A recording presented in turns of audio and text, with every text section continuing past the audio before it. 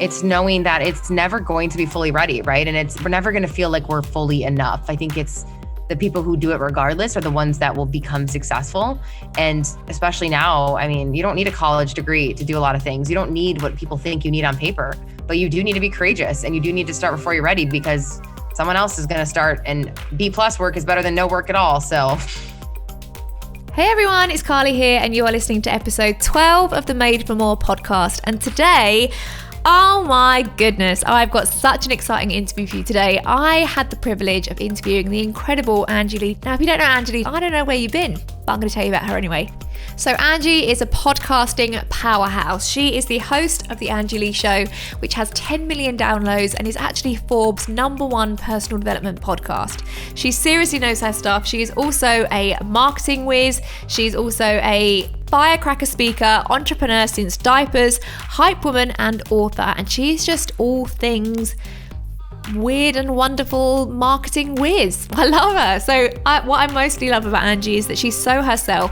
She's really, figured out who she is. She's so comfortable in her own skin, and she teaches other people how to do the same. And that's what I really wanted to talk to her about, because I really feel like most people are struggling to find peace with who they are and feel really kind of fall in love with who they are. And when it comes to showing up online, that is one of the best things you can do. And in terms of building a brand and everything like that, once you can learn to truly be happy with who you are and show up as you, that's when everything clicks into place. So I asked her loads of stuff. I asked her all about branding, and I just asked her all kinds of things that I know you're going to love. So make sure you listen the whole way through this episode, because there is value from start to finish. And of course, if there is anyone that you think would benefit from listening to this podcast, make sure you take a screenshot, share it on your Insta stories, and send it to that person, or tag me at Carly Myers Lifestyle and at Made for More Pod.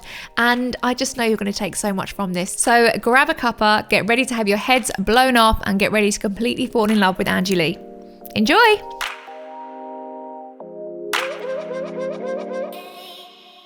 Angie Lee on my TV today. Hello, how's it going? Oh, good. I'm so excited to speak to you. So I actually first heard you, oh God, it was years and years ago now, when like podcasts weren't a thing, but they were kind of a thing. They were just becoming a thing. And I first heard you, and I don't even know how I stumbled across it, but instantly I was like, oh yes, this girl is my vibe. I love her. You were just clearly really yourself, really comfortable in your own skin. And I felt like you just fine-tuned who you were, and you were like, hey, this is me. Yeah. I'm just talking as it is. And I found that so appealing to listen to. So I don't know if you're like me, but whenever I find someone I like or something I like, I'm like, I want to know everything about this person right now. Yeah. But actually, so much of your journey, I mean, we've obviously got massive different journeys, but so much I was like, oh my God, we've had a similar thing, in the sense that you were a bikini competitor. You also did a little bit of network marketing for a while, and you're just like, you're kind of on a journey that I really kind of aspire to go onto as well. So I just had to get you on. I feel like I just want to chat to you. I feel like I just want to let's just hang out for an hour, and then everyone else can just listen. Yeah, I love it.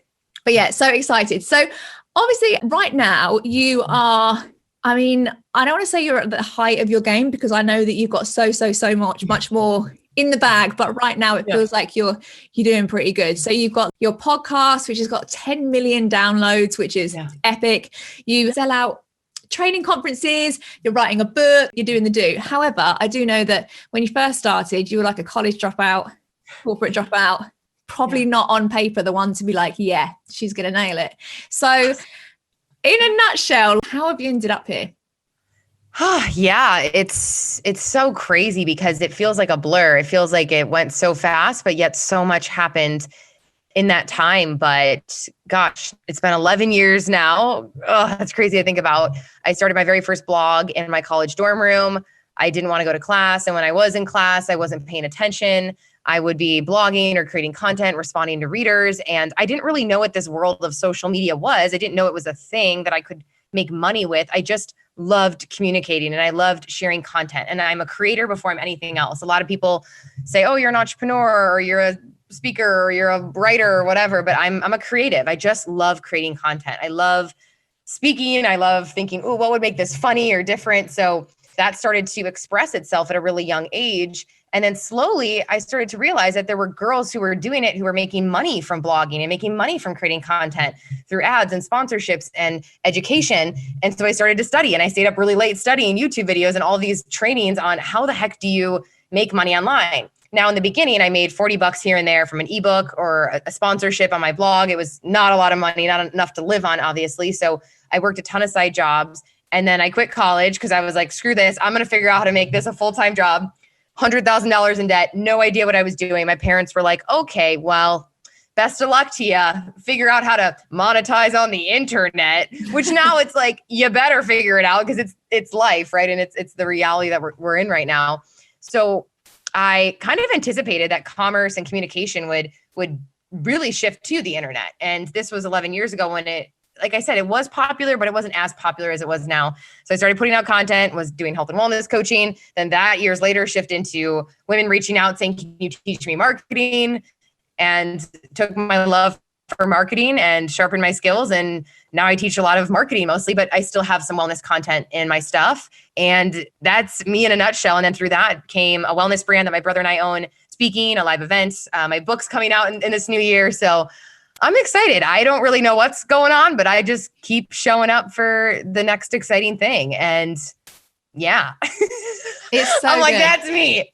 I mean, it's so good. I know that there would have been so many other ups and downs in there. Like I know that you'd started businesses and then you were like, oh, that didn't work out. And then you tried loads of other stuff. But I mean, that's the entrepreneurial journey anyway, isn't it? I feel like no one goes from, A to B without like a whole little messy pile of like, oh, that was character building. So like I said in the beginning, you were one of the biggest things that drew me to you was your kind of just your acceptance of yourself and your weird. I'm not calling you weird, but like I'm a bit weird. So I think I was attracted to your weird. And I was just like, she's just so fine being weird and out there and totally herself. But do you feel like you were always like that? Yeah, it's so cool that you say this because my favorite thing to do in the world and what I think I'm really here to do is not really help women make money. I mean, that's great. And I love inspiring people to monetize their passions, but my deepest calling and purpose is to help people to be fully themselves. And a lot of times that's to be super weird. So my next book, actually after this one, is going to be about this concept of being weird and just owning it. And I'm really passionate to express that because when you give people permission to be themselves, I think you're limitless. I think me being weird is like my saving grace. I think if I wasn't weird, I don't know how I would get through entrepreneurship because it's hard and it's heavy and people take it so seriously. And so a few years ago, I was doing what all the other marketing people were doing online. And I was like, okay, business and making money and funnels and blah, blah, blah. And like all this serious crap. And then I realized I was really bored. And I was like, why is this so stiff? I don't want to be in this world. And I started being weird and I started cracking some poop jokes and I started like showing it a little bit. The next thing, women freaked out and they were like, oh my gosh. And that was really one of the biggest turning points for me was doubling down on the weird and owning it. And then my brand grew and my brand exploded from that because women were attracted to someone who was fully self-expressed. And that's what you just said, right? And even if you're not super weird and you're listening to this, you like seeing people be who they fully are. And we all should be just who we fully are, no matter what that looks like. And so I'm definitely super weird. That's definitely a pillar of my content. And yeah, growing up, I was always a class clown. I would love to be a comedian full time. I mean, that's been my biggest passion. And so I'm kind of playing with it now, how I can incorporate that into my job and what I do. And it's scary though, because, some people don't think it's funny or some people don't like it, but it is what it is, right? And so when you're yourself, you're always going to get people that don't like it. So yeah, I've always been weird. I suppressed it for a bit with the brand. And then finally one day I was like, you know what? If I don't get to be paid to be myself, I don't want to do this. And so I started being weird. It's so and the rest is history. I love it because there's nothing more beautiful when you do see someone totally happy in their own skin and actually in yourself as well, in your own personal development journey. When you start to get to a place when you're like, oh, wow, I genuinely don't care what they think of me anymore. Like, wow, that is so freeing. And when you do something and you don't even have to think about what you're going to say because you think, oh, whatever, that's me. And like when you get to that place of self-acceptance, that is a beautiful place to get to. And I really totally believe that it's only when you accept yourself that you can really start to really serve other people and really kind of connect with people as well, because there's also there's nothing more uncomfortable than seeing someone uncomfortable in their own skin. And you're probably the same as me, right? I'm willing them to just be like, it's cool, babe. It's cool. You're cool as you are. It doesn't matter, you know, and it's just, I think it's really cool to see.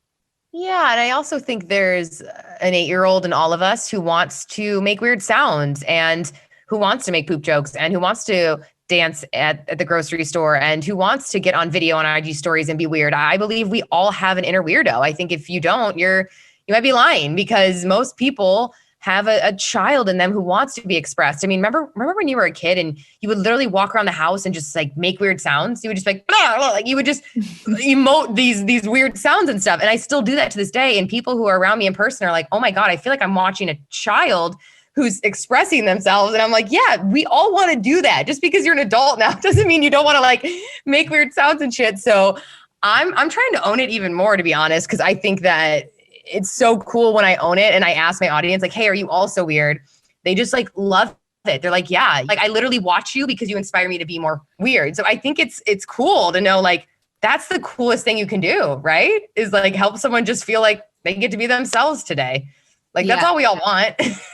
Totally. It so is. And I think like the thing where I get why people do it, and I've definitely been there, you know, in myself as well. And I've felt like I just want to, especially as a business owner online, you feel like you want to appeal to the masses.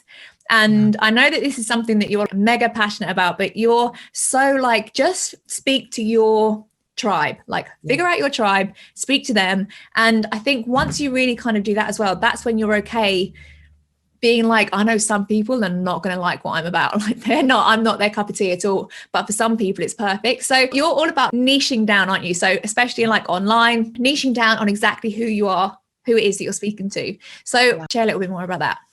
Yeah, it's probably my favorite thing to teach. I love positioning. I love niche marketing.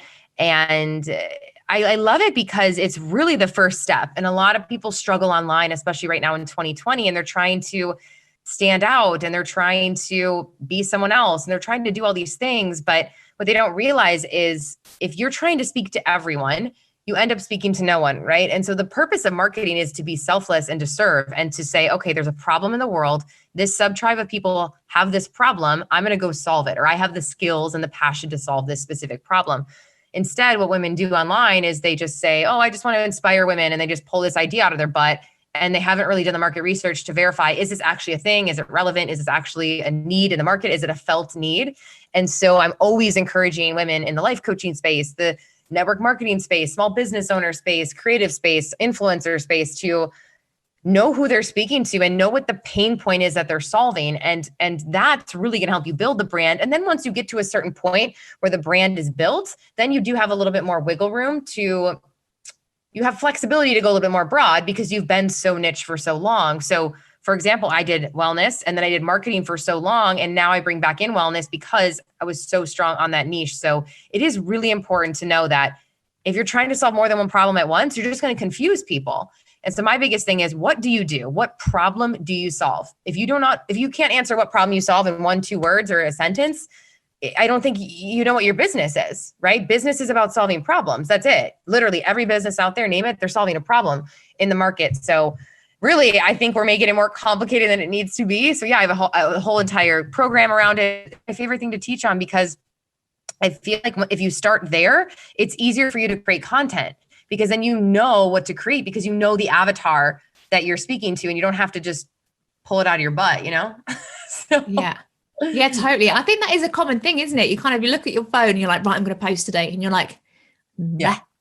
But because when you can actually see a person, you see their need and you can almost see them on their sofa looking at Instagram, like, and you're like, I want to give you this answer. It helps so much. So yes. I love that. And something that you do, which I find really interesting actually, is that I've seen you on your Instagram before, screenshot someone's bio on Instagram and shown how you can niche it down. So I think I'm like your classic person that if you looked at my thing, you'd be like, hello, what do you even do? So I wondered if we could do a little exercise. If I read you out my bio. Let's do it. Will you tell me what you reckon I should do? What a great interview. No one's ever asked me that. I love it. Really? Oh, that's good. We're Well, on keeping an it interview, fruity. they don't ask me. Oh, okay. So you know, like a little bit about me. So I'm a network marketer, but my main thing in terms of like outside of that is that I really want to help people keep going through like the bit where they want to quit. That's the main thing. I want to get them past year one where they're like, oh, I can't do it anymore. Cause I'm like, if you just keep going, I know you're going to get what you want. So, okay. So I've got in my bio, I've got mum to Frankie, my little boy, host of Made for More podcast, personal and business growth, UK, ex-professional dancer, online entrepreneur. I mean, it's the vaguest thing I've ever read. Yeah, you know what? Oh, this is such a good one. It's a lot about you. It's your son. It's that you were a dancer. Personal and professional development or career development, that's very vague. So we can make that more specific because personal development could mean anything now. Personal development. Think about that. That could literally be finances. It could be your relationship. It could be your business. It's just personal developing. You know what I mean? Like it's such a broad term. So I make that more narrow.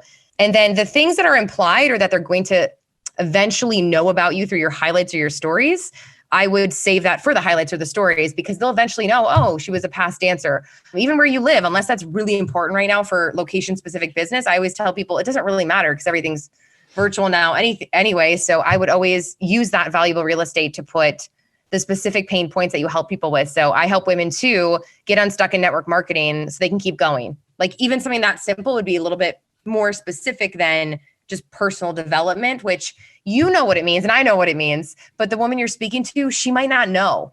And so putting her language in the bio is so huge. And that's even, gosh, this is where I always say, pull your people, market research and say, how do you explain what you're going through? How do you explain your desires? So maybe she says, oh man, I just wish I could get past the first year of network marketing and keep going. Like if that's what she's saying, I would literally take that and put that in the bio. I would take her language, reverse engineer it, put it in the bio, make it an I help statement. And then anything like hobbies or interests or things like that are part of your brand, but not what you lead with, I would keep those in highlights or they'll know in your stories. You know what I mean? They'll learn those things about you. Yeah, that's my initial reaction to it. That's so good though, because I don't think many people, definitely not, and I've not taught this in my team, I don't think people are as specific as that. You know, they'll say like, I'm passionate about network marketing, I'm passionate about entrepreneurship, but I just think niching it down so much. And it's just, I just love it when you do that. It just makes it so much clearer for me because I know what content is going on that page then. Oh my gosh, I'm going to do more of them today. You just inspired me to do some more. Oh, good. Yeah, no, because as well, like I think sometimes when you hear a podcast and you say, you know, you need to be really specific with your bio, actually seeing it and, you know, going through this exercise where you're like, well, you know, what about this though? And I think you should write this. It's so good. It's so good to see it and be like, oh, okay, no, I get it. I could write this. I mean, I just picked your brains there for my own personal gain, but hopefully. I love it. No, I love it. That was so cool. I was trying to visualize it because I didn't have it in front of me. So I'm like, ooh, what would I do? No, that's good. So I think as well, another thing where, I mean, a lot of my listeners are going to be our network marketers, and I have lots of different listeners, but a big chunk of them will be. And I think a big thing that network marketers struggle with is building a brand outside of their company brand. And I know that for a really long time in my business, I was, you know, the consultant and I was just showing like all of my products. And this was just me. Everything I spoke about was this company as if it was, you know, it was my company. But as I've kind of gone through, I've just branded myself more. And I had a little realization into thinking, no one's joining my business really because of the company. They're joining me because I'm going to be their mentor. And they're not buying the products because of the product. Really, they're buying it because of what it's done for me and, you know, how it's good, you know, how I can help them. What's your advice for people that like network marketers, especially who are looking to brand themselves with thinking, what do I do? How do I do this? Yeah. Brand first, product second, because at the end of the day, your company is going to come and go. You could join a different one. You could quit. Your passions and your hobbies are going to change. I assume it's a multi-passionate woman listening to this. Listen, guys, I did network marketing for a few years and then decided I wanted to do other things. Who knows what I'm going to be doing in 10 years? I literally don't know. I literally have taken it year by year, but all I know is that I've built brand and I've built community, so I can do anything, right? And that's the coolest part of building a community and a brand is you can launch whatever, you could do whatever. And so I believe that network marketing is just the vehicle. It's just one of the ways that you're paid. It's not the identity of who you are. And when it becomes the identity, then that's a little dangerous if anything does, God forbid, happen to the company, or you decide you don't want to do it anymore for who knows, there's a million reasons, then you've kind of pigeonholed yourself. So I'm a huge fan of yes, niching down, but make it about your brand, not the product. So how I see it and how I teach women it is you're leading with something specific. So let's say you're with a beauty company and the products are skincare based. So that's your niche. That's what you talk about on your page. Beauty, wellness, all of those things, clear skin. That's the topic. That's the genre of your Instagram. And then you just happen to be partnered with this product line. And that's one of the vehicles that you are paid. And then women start to see you as this natural beauty expert or this wellness expert versus, oh, it's just Susie who sells the blah, blah, blah, face cream. So it's just so important to always know that your brand is what you really have at the end of the day. And you'll actually sell more and do better because people don't feel like they're being sold to then. They're like, oh, I didn't even realize you get a commission when you sell this product. Like they don't even know. So I'm a huge fan of the sales that doesn't feel like icky sales. And when you build a brand, people trust you and love you and they're buying you. And if you've done it right, they should be buying you because you're the person who's presenting them the product and you're possibly going to be their leader in the network marketing company. So yeah, I always tell network marketers, I'm like, even more than everyone else, you should be leading with brand because at the end of the day, they're going to fall in love with you. Mm-hmm. They don't care about the protein shake. They want to know what it did for you and how it helps you. So yeah, brand first, product second. Yeah, totally agree. You always talk about brand first, product second. And I know that played a big part in you starting your company, didn't it? So you and your brother started a online direct-to-consumer business called Soul CBD, which I'm fuming about, by the way, because you don't deliver to the UK. And I hear so much about these like CBD gummies. And all I hear is like, I took 2 CBD gummies and then I went to sleep and I slept for like 12 hours like a Princess Aurora. And I'm like, I want to sleep like Princess Aurora. And I feel like I just need these gummies and I'm going to need to like illegally import them some way. Honestly, let's go. Let's do it. I'm down for it. But the company is a huge, huge, huge success. Has been featured in like Forbes and Fox and ESPN and everything like that. So how did brand play a part in that? Oh, it was everything. I'd be lying if I said it wasn't. And our growth in the beginning was slow, but when it did pick up, it did fairly quickly. So it's not like we made $1 million overnight, but Mike and I, our first customers were my audience. And then my audience's friends and their grandma and their sister and their cousin. And that's how it started. And that's how it grows. And if I wouldn't have done the hard work of showing up for 10 years and creating content and putting myself out there and having women trust me with what they put in their body, I just don't think it would have been able to sell as well. And now with DTC brands, you're seeing that the companies that have a really strong founder or a founder that's very visible and has a personal brand, they usually do better because we live in a time where there's a ton of different CBD brands. There's a ton of different fashion brands. There's a ton of different everything. There's teas, there's coffee, you name it. There's a brand for it. And so to stand out, I really believe that you have to have a face with the brand a little bit. Yeah, so, yeah. For sure. Mm-hmm. And I know that your brother also he's like hugely successful as well, isn't he? Coming together and building that business is. Yeah, it was fun. Well, he was an athlete. And so he retired recently, but he was using CBD for pain management and I was using it for anxiety. And so, yeah, I didn't even think we were going to do the business side at all until he brought up the idea. And I was like, oh, maybe that would be a good idea. But yeah, I mean, now that's all he does. He's the CEO of Soul. So that's his focus. And then I do all of my brand stuff. And I'm more of like an ambassador for Soul. I don't do any of I don't run the company. Thank God. That's not my superpower. I think people think I do, which is really cute. I'm like, oh, you think it? Okay. You think I do all of it? So he runs it, the CEO, we have a team. And then I do more of like the marketing consulting, I would say. So. Yeah. Oh, that's cool. But I guess having a tribe of raving fans, it must give you a little bit more confidence when you're going into uncharted territories, like writing a book and, putting on big conferences and stuff. And I've heard you speak before about, imposter syndrome and thinking, I heard you in your last one where you were like, Brené Brown talks about courage and I'm talking about courage. And so now this book's going to be crap because I'm talking about courage too. So how's the process of being and like writing that book been? Has it just been like, what am I doing? That was like so real for me to say. I feel like I was like, whatever, let's keep this in. I don't care. At first I was like, do I not share this? And then I was like, you know what? It's so real, right? I literally was like, what is the point? Like she already exists. And I think we deal with that. Like, oh, she's already doing it. Oh, it already exists. What's the point? And I think the most beautiful thing for us to do in those situations is say, she does, but is she doing it the same way I am? Right? And can I tell the story differently? And is my story different than hers? Of course, she has experience I don't have and vice versa. So, and to know that it's such an abundant market, it's such an abundant place, right? And so I've been dealing with that a lot with this book because it is a brand new thing I'm doing. It's the hardest thing I've done in business so far. I'm like, I don't know if I'll do this again, but we'll see. But yeah, it's required a lot of, the irony of it is all the things I talk about in the book are what I'm going through right now. Comparisonitis, judgment, perfectionism, and then imposter syndrome. Those are the main ones that I talk about in the book. And it's funny, I'm going through all of them right now as I'm writing it. And I'm like, whoa, the irony. And I would never want a woman to not write a book because of this either. So who am I to stop? And so it's like this meta conversation around, I'm basically writing the book for myself almost.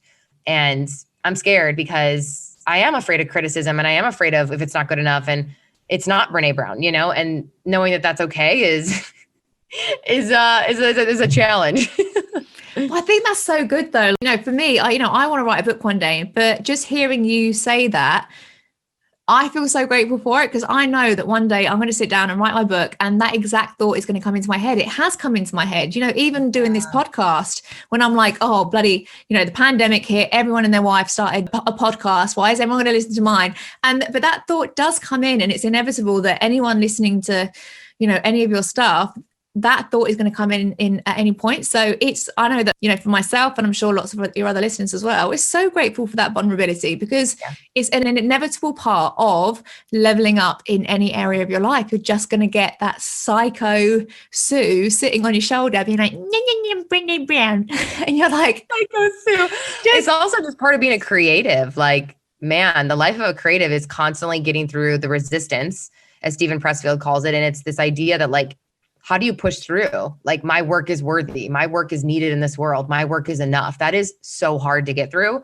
And I believe that there's millions and millions and millions of people sitting there right now in their houses who are not writing the book, launching the podcast, doing the thing, because they cannot get through the resistance. They cannot get through the thought that somebody's going to hate their book. Guess what? Somebody is going to hate your book. Cool. Keep going. Still write the book, right? And so when you can fully come to terms and acceptance with that, I think you can literally be unstoppable. But there's a lot of amazing, talented, really smart people who their dreams and their ideas are dying inside of them, and they already died, right? And that's sad to think about, because there's so many unwritten books that we could have read, and I think about that a lot. Like, wow, I'm just going to get this thing done now because I kind of have to, because I put myself in the line. I already talked about it publicly, but also, like, what a coward to not, because I kind of already, it's almost like I would never want a girl to not write her book because of me. So Brene Brown wouldn't want that. You know what I mean? She wouldn't be like, oh, yep, you're right. Don't do it. Like, so it's like this weird, it's weird. It's so true though. I always tell my team, like, or if I'm training and someone needs to do a training and they're really nervous about it. And I just think if you just genuinely train from the heart, say what you want to say. Yes, you might lose half the room, but there are going to be some people that you hit the mark so spot on that they're like, oh my God, that training totally changed everything for me. And it will be the same for your book as well. Like, someone is going to read that book and be like, oh my God, because of that book, the game changed. And that's what happens, isn't it? When you just go in and you're like, I know I'm not speaking to everyone, but some people are going to be totally down for this. But yeah, I definitely appreciate your honesty. It gives me a lot of it's just part of it. And I think as well, the whole concept of Ready as a Lie, which is the title of your book, so many people are just sitting there and they're waiting for all the pieces to fit in. And they're like, when I do this, and I find this a lot, especially in network marketing, a huge part of it is personal development. So, so much of what we teach is, grow yourself. And I know that you're a huge advocate for that, but at some point you just have to do the work. Yeah, I love it. Yeah, it's so true. And I came up with that title. It was titled something else. And then I was in the car one day and I was with Clay and I was like, this book is, the title, it's not it yet. What is it? It's got to be so strong. I want it to be literally like one of the best titles ever. And he's like, okay, what is it about? Like, get even more into it. And we were just like brain dumping.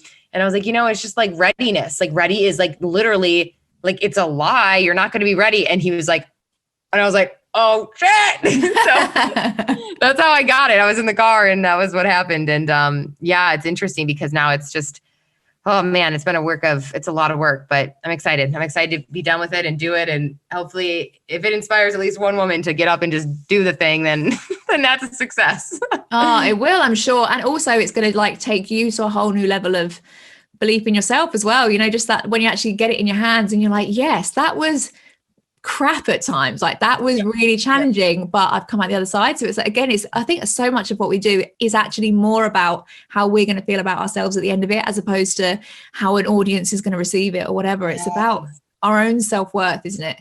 Going through it. Oh, amen. Yeah. Amen. I think it's knowing that it's never going to be fully ready, right? And we're never going to feel like we're fully enough. I think it's the people who do it regardless are the ones that will become successful. And especially now, I mean, you don't need a college degree to do a lot of things. You don't need what people think you need on paper, but you do need to be courageous, and you do need to start before you're ready, because someone else is going to start, and B+ work is better than no work at all. So yeah, totally. So let's go. And I remember talking about, like, hearing you talk about your podcast as well. So you've had your podcast for 4 years now. It's got like a ridiculous amount of downloads. It's massively successful. You've been so committed to it. But I imagine the first time you put your first one out, you weren't like, nailed it. I'm sure you were like, oh my God. Obviously, obviously I'm a podcast host and I want to make it as successful as I possibly can. So what would your tips be for me? Like, in hindsight, the last 4 years, if you could be like, well, if I knew that, that would have helped. Oh, that's so good. I have this thing called beautiful naivety, though, I will admit. And it's essentially, if you're listening, if you have this, and I believe it hasn't served me well in some areas of life, but it serves you well when you're creative. Beautiful naivety when it comes to creative is that you are stupid enough to think that it's good, right? And so I was like, this is good. Oh, this is good. It's good enough. And I just press post. I just press publish. I am like, let's go. Ready, fire, aim. I don't care about messing up. And so I just posted it. And now I listen back and I like cringe because it's awkward, but I was stupid enough to think it was good, right? So there you go. Just be stupid enough to think it's good. But my advice is, I know everyone's like, stay consistent. And yeah, that's important. But I think it really comes down to a few things. One, I can tell you're a good podcaster, so this is good for you, but is it the medium that you actually excel on? I think a lot of people are starting it who maybe it's not the ideal medium for them, and that's okay. But forcing yourself to do audio, if it's not your thing, eventually you're not going to stay consistent. You're not going to love it. And people are going to be able to tell. They're not going to be able to digest it as well. So knowing if it's really the medium for you. And then two, the biggest thing is it's not actually about you.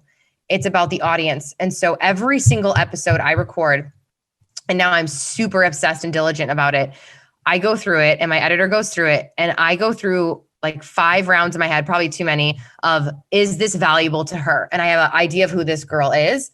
And I'm like a ninja about it. I'm like, every single minute of it I listen to. Like, I'm obsessed. I don't just hand it off to editor. I'm like, is this amazing? Is this amazing? That's a minute of random. Take it out. Like, I'm obsessed with the art of editing it to the point where people don't know, but they like every single time it has to be amazing. Like, I'm so committed to that. Like, I don't want to just put out average things. And so a lot of times I think people start shows and they just like interview whoever and just do whatever, but I don't air it unless it's amazing. And there's been a lot of things I don't air because it wasn't amazing. And I'm like so cool with that, but I wanted to be so good. So I think that's what made me stand out, is that I was obsessed with only putting out like what I think is like so needed and so valuable, and going above and beyond for the listener versus just recording to record. So I would say do that, listen to the listener, ask her what she wants to hear. Don't make the show about you. Make it about something bigger, and add your personality in, right? Like, be weird if you want to be weird, because everybody's doing a podcast now. So when you add your weirdness in, at least you stand out a little bit. Yeah. So be weird and be selfless and keep showing up. So yeah, but it's an awesome medium. Like, I'm a huge fan of it. I think it actually has only hit the iceberg, but we think everybody's doing it because that's who you're following online, is like other podcasting type of people. So I think there's still so much room, and most people quit after like 3 episodes. So if you don't quit, you're already like way ahead. That's what I was going to say as well. It's exactly what I'm massively passionate about talking about, in the sense that you got to put it out and you got to keep going, like, really build up the listeners and just keep going when you feel like no one's listening. You got to go through that point at some point. Yeah, 100%. Angie, I literally love talking to you. I could talk to you all night, but I've got some quick fire questions that I want to ask you. And then I'm going to hop over and we can see where we can find you, where everyone can stalk you and everything like that. So my 3 questions I ask everyone are, what does success look like to you? Peace and authenticity. I'm not at a place anymore where I'm not chasing money. I'm not chasing a certain don't need accolades. I don't need that stuff. I just want peace. I love being creative and expressing myself, and money just happens to be, it's gone well, but that's not my focus. And I think for me, success is when you are just doing what you love so much that you don't need a stamp of approval from anyone. You don't need to be told it's good. And that to me is now what I define as success. And that's changed over the last years. Cause when I started, I was 19 and my idea of success was like, oh, Lamborghini. And now I'm like, I just want to be happy. Okay. Like I don't need a lot of shit, and I want less shit on my plate. I think what happens is we go back to simplicity after you've been doing a bunch of different things. So I would say that's success to me. Oh, that's good. And that's probably why you're manifesting even more success to you and things are going so well. Because I think when you're happy as you are and you're in like a happy state, that's when you're in the best manifestation zone, isn't it? So what's your favorite book or podcast that you would recommend? Ooh. Okay, I love Joe Rogan. He's my favorite podcaster, obviously. I love him. And book, I would say, I love The Big Leap. I love You Are a Badass. I love Todd Herman. My friend Todd Herman's book, Alter Ego, is really, really good. And it talks a lot about stepping into a braver version of yourself in order to get things done. So yeah, I would say that. There's so many. And there are so many as well. I think like different points in your life as well. You're like, that's the book that changed it. And then there's another thing like, that was the book. So amazing. And then lastly, who is your biggest inspiration? Ooh, in business or life or what? Just whatever you've had. Do one of each. I love Jim Carrey. I don't know why that came to mind. Probably Gary V. Like he's it. Like I love his stuff. I think he's so authentic and pumping out content. And I think he's like such an inspiration for me in business. And then there's a woman, I don't know if you know, her name's Jessie James Decker. She's like a country singer who lives in the States. And I love her because I think she's a beautiful example of being a mom and a business owner. And she puts mom first. And I think that's really inspiring. And so she's been a huge inspiration to me. She doesn't know me. She doesn't know this. So yeah, I feel like my mentors now are people who I feel like are balancing both really well. Cause you really don't see that, especially in the States. Like there's not a lot of powerhouse women who are also moms. Like you just don't see it. They really like are shitty moms, or they just like don't have kids. It's confusing. And so I'm like trying to always find those women so then I can hopefully become that, So I would say those two people, I guess. Yeah. Oh, so good. It is about the balance now. I think that really is it. Success really now is just all areas, isn't it? Thriving. How old's your son? He's 1. Oh, he's such a little treat. Yeah, I know. He's so cute and he's amazing. Like, and I definitely battled with like, should I still have all my goals and should I just change my identity to mom? And it just didn't really feel right to do that. But you can definitely do the two. You can 100% do the two really well. Where is he right now? Oh, he's in bed. So it's like 10:30 now. Oh, no, 25 to 11 here. Oh, dang. Yeah. Okay. Oh, it's right. That's right. Duh. It's bedtime there. Yeah. But he's in bed. And it's just, I think when you're like business owner and a mum, everything you do is for the baby. But I say this all the time on my podcast. You teach them such amazing lessons just by you going for your own goals and your own dreams. And I don't think there's any better lesson you can teach your kids than just keep going and don't stop till you get what you want. Yeah, I love it. Oh, you're amazing. Thank you so much. So where can everyone binge out on Angie Lee? Yeah, you guys can listen to the Angie Lee Show, angielee.com, and then on Instagram at Angie Lee Show. That's where I hang out. Oh, I love it. Definitely check out our Insta and a podcast. It's so, so good. And we need to try and figure out some kind of way of smuggling in those gummies. I know. It makes me so sad. I know we need to legit work this out. I'm down for it. But thank you so much. You inspire me so much. And I love when I'm on my dog walk and I listen to your podcast, gives me a little spring in my step and I love it. And just so grateful for everything that you're doing. Oh, thank you. You're so sweet. Thank you so much. Speak to you soon. Bye, guys. Bye. How good was that?